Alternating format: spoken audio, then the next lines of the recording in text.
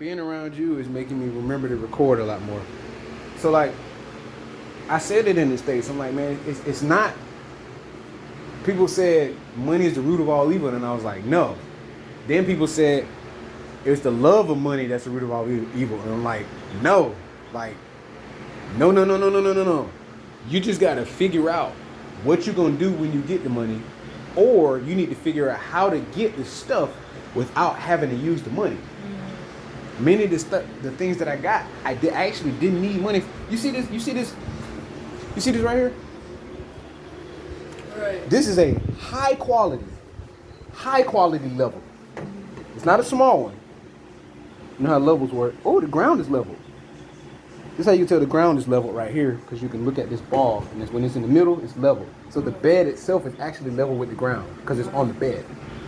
This is expensive. This ain't cheap. This is expensive. The big ladder I got in the back, expensive. The tools and stuff I got, expensive. I got them for free. For free. I didn't have to pay no money for it. But I had a situation that happened to me in which those things were given to me. Right. And I didn't need the money. Exactly. And matter of fact, even when they were given to me, I was actually making money from the person that gave them to me. So not only was I getting the money, I also got the stuff that I didn't even have to pay the money for. Right. Shout out to that guy, by the way. I love the fuck out of him. You already know. So like, when I started noticing, hey, it's not the money, you want the stuff that you get with the money, I started going, hold on a second. Let me get the stuff such as like fruits and herbs and the minimal stuff that I normally would pay a lot of money for or keep putting money into. Let me just invest that shit. If I like to eat fruit, it doesn't make sense for me to keep going to the store to buy the fruit. It makes the most sense to just get the seeds and grow them, so I don't have to keep going to the fucking store. Right. To me, that makes the most sense. Well, it makes the most sense. It's objective. So like, that's how we eliminate the use of money in that form. Puerto Rico here in Puerto Rico, many times if you paying for something, you don't really have to pay for fruits and herbs and stuff because they grow so abundantly. Exactly. So that part of your finances ain't even included. Exactly. Maybe the only finances you got to focus on is water, electricity, and rent, or gas in your car, getting a car. It's the other stuff. So in the States, we learned to spend our money on things that we really didn't even have to spend money on. Right. Like, it's just nobody really taught us in school how to grow food unless you went to a school that practiced agriculture or horticulture. Like you're just not finna do it because that pattern hasn't been stimulated enough for you to learn it. You're not gonna really fix stuff. You're not gonna be an auto mechanic unless you learned that shit in school. They had an automotive class. You're not gonna learn to be an electrician unless you learned it in school. You had an electronics class, whatever. You know. It's just I got to this point in life to where I was like, we need to minimalize our use. We need to minimalize our use of the dollar. Not necessarily take its power away, because some people say we just need to totally eliminate the use of the dollar. I'm like, no, you don't. No, you don't. Just let it be there for reserve, but you minimalize your use of it. You invest it into the things that you want to invest in that are going to last you for a really long time, such as the earth. Because those are the things that are going to last you the longest. The trees are going to last you the longest. If you make one investment and buy one fruit tree, that shit going to last you years. You buy a mango tree, that shit going to last you 60 years. You bought that shit one time, it might have been $10, $5, or you just found the seed and grew it. Now that shit, now you can eat for 55 years maybe. 55 years off of something, you never have to spend a penny again on that fruit. So as soon as you make that first investment on a fruit, on a herb, on a seed, whatever, now you got this, I ain't gonna say lifelong supply, but this really long, what word do I want to use? How do I want to conceptualize it? You got this really abundant supply of this investment that you made. And you don't have to have no stock. You don't have to have a whole bunch of money in your bank account. It's just, you made that investment now. Now it's there. And you know, a lot of people got EBT currently, and you can use your EBT card to get fruit trees. You can? Yes. I've literally watched somebody get on Bigo, get in his car, and do it on live just to show that it's true. So oh yeah, I can. Okay, you gotta be Okay. sure. But so think. Let's go forward. Let's say somebody uses EBT to buy fruit trees. At what point will it be redundant, or redundant is the word? At what point will it be like kind of pointless to keep using the EBT card? Right. You don't need it anymore. You won't even You need can it. let go of that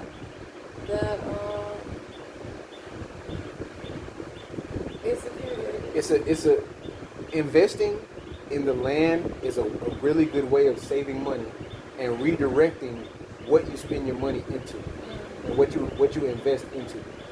My dad would say it's about your overhead, right? So if your overhead don't include fucking $800 worth of grocery bill because you're growing your own food, well now you can put that same 800 into something else. And so you can redirect your energy into something else. Right. And that's what this is about. See, usually when it comes to quote unquote black people, we don't know how to invest shit. We don't even focus or think about investing our energy into something. Not necessarily your time, not necessarily your money. Investing your energy into something so you can redirect that energy into something else. With us not having this big giant cost on fruits and herbs and spices and shit like that, we can use our finances to pay for other things that we want. Some actual necessities, so to speak. I mean, that stuff necessities as well. I'm not gonna take away from that, but we can focus more on like rent getting paid or buying something that we want, or buying something that we need. Maybe we might need some paper towels or some toilet tissue or some fucking sewing machine, whatever. You can invest it into that instead of going, man, I still need to buy some food for the house, you know. And we got the freaking food box place, the food donation place. We can go there too. I can get my cat food from there. Get all the milk that I'm not gonna drink, and feed it to the cats, and the meat and stuff that I'm gonna get, I'm gonna feed it to the cats. Everything else I'm gonna keep for myself. Like it's wise investments. It's called cautiously investing my energy or energy conservation. Energy conservation. So I don't just sit there and just burst out and use my energy all the time. I actually conserve it and use it when I need to use it instead of using it just because I want to use it. I remember explaining this to Adam. Using so much energy to scream and yell and do all this shit. And I understood he was happy, but I'm like, bro, you gotta like use your energy and your creative energy and save that shit and the shit that you wanna put your energy into. Like when you were doing all the I respected the chorus, but expressing yourself a lot, and I was like, you haven't been expressing yourself enough. That's why you like yelling and screaming in some of these moments because you suppressing it. So if you take that same energy and put it in your crocheting or in your public speaking, then you're gonna get a different return in your energy because you're not using it just throwing it out in all these different directions. You're focusing it on doing whatever that thing is. That's what happens to it, you know. Yeah. Good stuff. Anything else I want to add? It's energy conservation 103. I might call this one energy conservation 103. The advanced class. We talk about what you put your energy into. Same thing with sex. If you put your energy into having sex all the time, you're not gonna be able to put your energy into the other really important parts of life because you're too focused on sex and sexuality. Like even when we were talking about the whole holding hands and trying to have somebody close to you all the time instead of giving people the space, it's too much energy invested into that, and it can be invested into other things. So sometimes we can lack focus or the focus that we need because we're not putting our energy or investing our energy wisely. There we go. Investing our energy wisely. So you have to invest your energy wisely in whatever you do. You got to. But that's why when it came to the first video or the second video, I was like, your energy's been drained. So what have you been putting your energy into for you to be drained? Partying. Huh? Like the drinking, like going to the club, the bar and stuff like that. You put your energy into that. And it took away the energy that you had to do other stuff. Yeah. Mm-hmm. But when you focus on your crocheting and your craft, you start building and networking more. Of course, now you kind of have to like, I don't know if you go to the bar crocheting. Do you? No, I wasn't crocheting at the bar. No, that would be I interesting. showcase it at the bar. What do you mean? Meaning, I would say, "Here's my phone. Look at the stuff I can make." Like one of the bartenders, she told me she wants me to make her outfit in black. Mm-hmm. Yeah, so yeah, that way. But the main focus was not, oh, I'm gonna go in here so I can show them my crochet. But if you were to do, however, if you were to do that, yeah, you would probably be doing something that people haven't seen before. And then did I tell you? Yes, I did. I want something that I can display my items easier, more efficient, because then, yeah, in those moments I can walk in there. Because I noticed people do that. You can just go somewhere and just like, hey, I sell this, I got this, you want to buy it? Okay, cool. Yeah. Mm-hmm. Even when I was at the bakery, I start taking the stuff out the bag, and I let the guy know. I'm like, man, I'm trying to figure out something I can utilize to make this easier instead of having to take it all out the bag and unravel it. So I'm saying it so I know that my subconscious is going to give me a solution. But yeah, because I could easily walk into a crowd that have people in there, and now they can see it. It's not like, oh, let me pull it out of my bag, like doing magic or some shit. Like, I like it the bag way. You like what? I like it. I like doing it the bag way.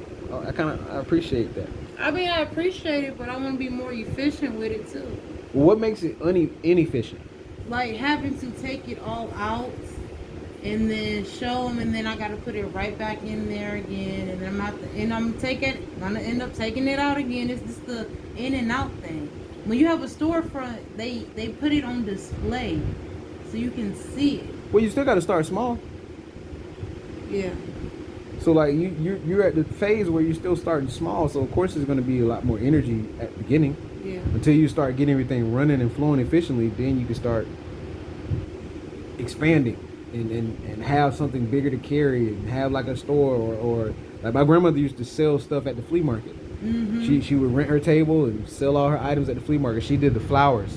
She would be in there gluing the flower sets and putting them in pots and all that stuff, and she would sell them at the flea market. But of course the fake flowers. But that's what she would do. She did that for years.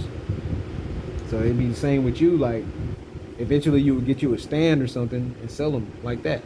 Another idea you could do, which would still require you to bring the stuff out, is you could get a table and you could rent a space at the beach, because the spaces are like $10 a day or something like that. So you could spend $10. Huh? I said, oh.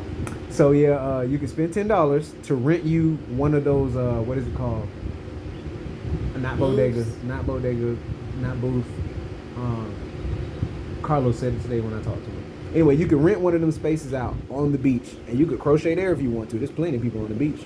You can pick you the most packed day, pay your $10, or if you know that it's gonna be packed a certain day, pay your $10, have your stand, because your $10 will be your investment, and then have your table and put your stuff out there. Yeah. You'll be doing it on the beach. Absolutely. I like that. Oh, you love it. I can tell this in your eyes. It's like your fucking eyes are sparkling when I said that shit. Yeah, I love like, that. I love absolutely, yeah, I love that. That's a great idea.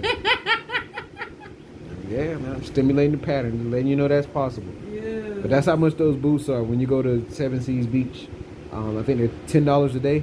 I think it's the same as they might be more than that. It might be 30. Could be wrong.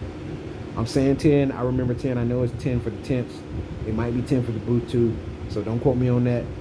But just make sure you go and look and see what the price is to rent out one of the spaces, because that's how you can do your little table thing. At the beach, but where do I go to even have that conversation? There's numbers you can call. You just call the number and they'll tell you what's up, and then you go. The tables, you can get a little cheap table from Walmart too. The little black ones that are fold tables. Yeah.